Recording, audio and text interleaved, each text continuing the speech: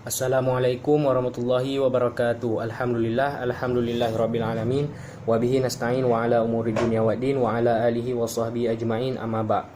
Baiklah, pada pertemuan yang berbahagia ini perkenankan kami dari kelompok 11 yang beranggotakan 3 orang, iaitu Muhammad Alif Al-Fatir, saya sendiri, dan saudara Fairuz Syah Putra Wahyu, dan juga saudari Rahmah Nurul Islamiyah, untuk mempresentasikan makalah kami yang berjudul Biografi Mazhab Fikih Hanabilah dan Syi'i. Baiklah, langsung saja. Pemaparan yang pertama yaitu biografi dari Imam Hambali yang akan disampaikan oleh saya sendiri. Baiklah, Imam Hambali lahir pada tahun 164 Hijriah dan beliau wafat pada tahun 241 Hijriah, atau pada tahun Masehi beliau lahir pada tahun 780 Masehi dan wafat pada tahun 855 Masehi. Kemudian Imam Ahmad Hambali adalah Abu Abdullah Ahmad bin Muhammad bin Hambal bin Hilal Asy-Syaibani. Beliau lahir di Baghdad pada bulan Rabiul Awal tahun 164 Hijriah atau 780 Masehi. Ahmad bin Hambal dibesarkan dalam keadaan yatim oleh ibunya karena ayahnya meninggal ketika beliau masih bayi. Sejak kecil beliau telah menunjukkan sifat dan pribadi yang mulia sehingga menarik simpati banyak orang, dan sejak kecil pula beliau telah menunjukkan minat yang besar pada ilmu pengetahuan. Kebetulan tempat beliau tinggal pada saat itu yaitu Baghdad. Baghdad merupakan pusat dari ilmu pengetahuan peradaban Islam. Kemudian dan sejak kecil pula beliau telah menunjukkan minat yang besar pada ilmu pengetahuan dan ilmu agama. Beliau sangat excited dengan ilmu pengetahuan umum dan ilmu pengetahuan agama. Kemudian daripada itu beliau pergi ke pusat kota yaitu Baghdad untuk mempelajari ilmu yaitu ilmu dasar. Beliau mempelajari ilmu yang menjadi ilmu dasar dalam mempelajari ilmu-ilmu Islam pada saat itu, yaitu beliau mempelajari ilmu Al-Quran dan ilmu hadis. Pada saat itu beliau berhasil menghafal Al-Quran pada usia 15 tahun. Ilmu yang pertama kali dikuasai oleh beliau yaitu ilmu Al-Quran dan ilmu hadis. Beliau sempat belajar kepada Ibnu Abbas, yaitu seorang perawi hadis yang sangat masyhur. Sehingga pada saat itu beliau memiliki pemahaman dalam bidang ilmu hadis secara murni dan kafah. Kemudian daripada itu beliau juga belajar menulis dengan sangat baik di pusat kota Baghdad, sehingga beliau mendapat julukan yaitu orang yang memiliki tulisan terindah. Kemudian untuk memperdalam ilmu beliau pergi ke Basrah untuk beberapa kali. Di sanalah beliau bertemu dengan Imam Syafi'i. Beliau juga pergi menuntut ilmu ke Yaman dan Mesir. Di antara guru beliau yang adalah seorang imam-imam atau ulama-ulama Islam yang masyhur pada saat itu, contohnya itu Yusuf Hasan bin Zaid, Hushaim, Umair ibnu Humam, dan Ibnu Abbas. Imam Ahmad bin Hambal banyak mempelajari dan meriwayatkan hadis, dan beliau tidak mengambil hadis kecuali hadis-hadis itu adalah hadis yang jelas kesahihannya. Kemudian daripada itu akhirnya beliau berhasil mengarang kitab hadis yang terkenal dengan nama Musnad Ahmad Hambali. Beliau mulai mengajar di halakah-halakah di dalam masjid pada usia beliau menginjak 40 tahun.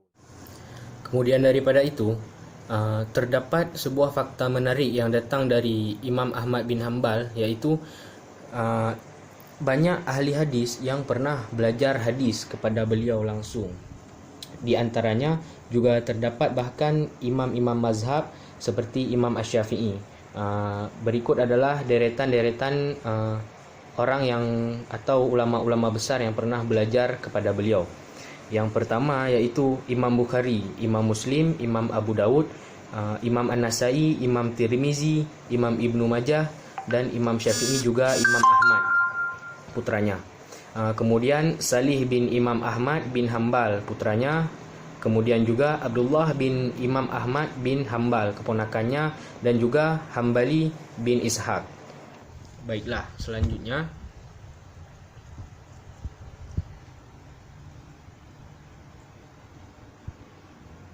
Selanjutnya, pada pemerintahan Al-Muqtasim atau beliau adalah khalifah pada dinasti Abbasiyah, Imam Hambali pernah dipenjara disebabkan oleh karena berbeza pendapat mengenai Al-Quran itu makhluk atau tidak.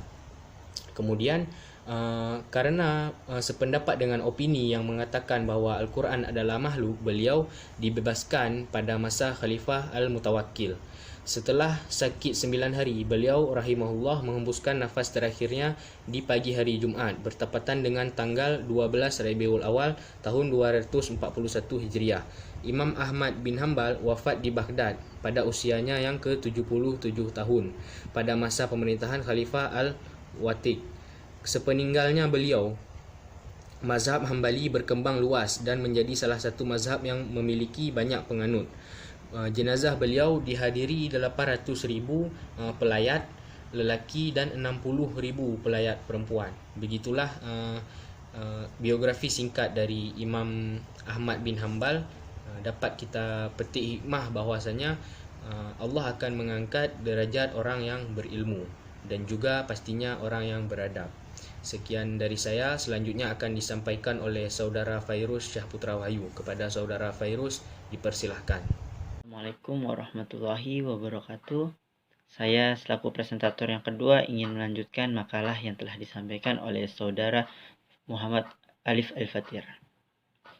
Pada masa pemerintahan Al-Muqtasim, Khalifah Abbasiyah, beliau sempat dipenjara karena sependapat dengan opini yang mengatakan bahwa Al-Quran adalah makhluk.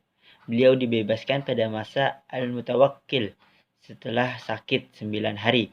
Beliau rahimahullah menghembuskan nafas terakhirnya di pagi hari Jumat bertepatan dengan tanggal 12 Rabiul Awal 241 Hijriah atau bertepatan dengan hari lahirnya baginda Nabi Muhammad SAW.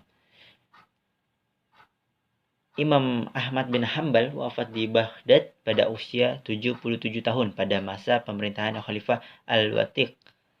Sepeninggalan beliau, mazhab Hambali berkembang luas dan menjadi salah satu mazhab yang memiliki banyak penganut. Jenazah beliau dihadiri 800,000 pelayat laki-laki dan 60,000 pelayat perempuan. Poin 2. Imam Ja'far As-Shadiq 80 sampai 148 Hijriah. Ja'far As-Shadiq adalah nama Ja'far As-Shadiq adalah Ja'far bin Muhammad Al-Bakir bin Ali Zainal Abidin bin Husain bin Ali bin Abi Thalib, suami Fatimah Az-Zahra binti Rasulullah sallallahu alaihi wasallam, binti Rasulullah Muhammad sallallahu alaihi wasallam. Beliau dilahirkan pada tahun 80 Hijriah.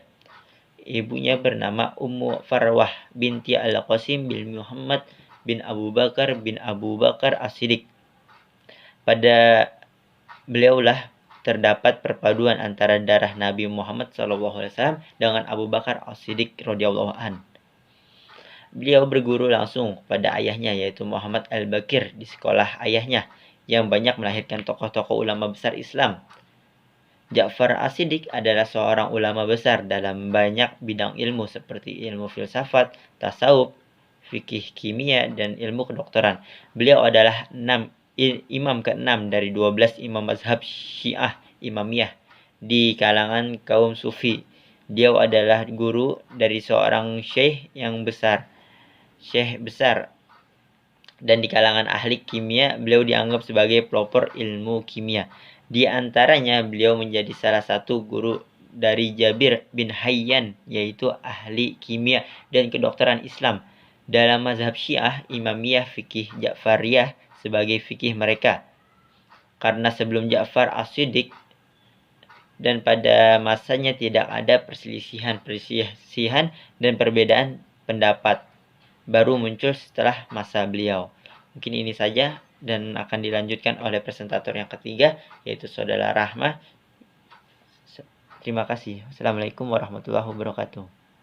Akan melanjutkan presentasi dari presentator kedua. Ahlussunnah berpendapat bahwa Ja'far As-Shadiq adalah seorang mujtahid dalam ilmu fikih dan dianggap sudah mencapai ke tingkat laduni. Di kalangan para syaikh terkemuka, ahlu sunnah beliau juga dianggap sebagai seorang sufi karena pada diri beliau terdapat puncak pengetahuan dan darah dari Nabi SAW yang suci. Syahrastani berpendapat bahwa Ja'far as-Shiddiq adalah orang yang berpengetahuan luas dalam agama dan mempunyai budi pekerti yang sempurna serta sangat bijaksana, zahid dari keduniaan, dan jauh dari segala hawa nafsu. Imam Abu Hanifah berkata, saya tidak dapati orang yang lebih faqih dari Ja'far bin Muhammad. George Zaidan berkata, di antara muridnya adalah Abu Hanifah yang wafat 150 Hijriah atau 767 Masehi, Malik bin Anas wafat 179 Hijriah atau 795 Masehi, dan Wasil bin Atta wafat 181 Hijriah atau 797 Masehi. Abu Nuaim mengatakan bahwa di antara murid beliau adalah Imam Muslim bin Al-Hajjaj, perawi hadis sahih yang masyhur. Bahkan riwayat lain mengatakan bahwa di Kufah sedikitnya ada 900 orang syekh belajar pada beliau di Masjid Kufah. Abu Zahra berkata, beliau Ja'far as-Shiddiq berpadukan kitab Allah, pengetahuan serta pandangan beliau sangat jelas. Beliau mengeluarkan hukum-hukum fikih dari nas-nasnya. Beliau berpadukan kepada sunnah. Sesungguhnya beliau tidak pernah mengambil melainkan hadis riwayat ahli bait atau keluarga Nabi. Seperti kakek moyangnya, Abu Bakar as-Shiddiq, Ja'far as-Shiddiq mendapatkan gelar as-Shiddiq karena kejujuran sifatnya. Selain itu, ia juga terkenal dengan keikhlasan, kesabaran, kedermawaan, dan keberanian Ja'far.